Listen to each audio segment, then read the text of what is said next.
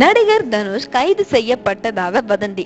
வேலையில்லா பட்டதாரி படத்தில் தனுஷ் புகைப்பிடிப்பதை போன்ற போஸ்டர்கள் பல ஊர்களில் ஒட்டப்பட்டதற்கு கடும் கண்டனங்கள் எழுந்தன.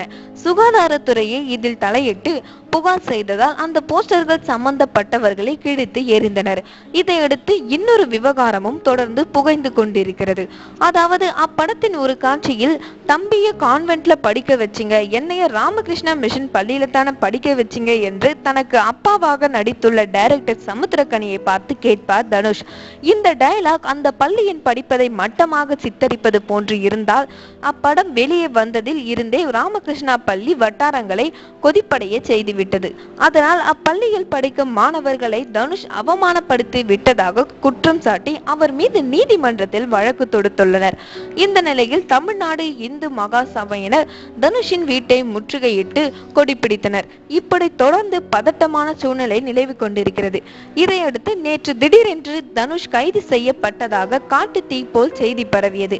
அதனால் அது பற்றி விசாரித்த போது அப்படி எதுவும் நடக்கவில்லை, அது வெறும் வதந்தி என்று தெரிவிக்கப்பட்டது. For more videos, subscribe our Trends channel.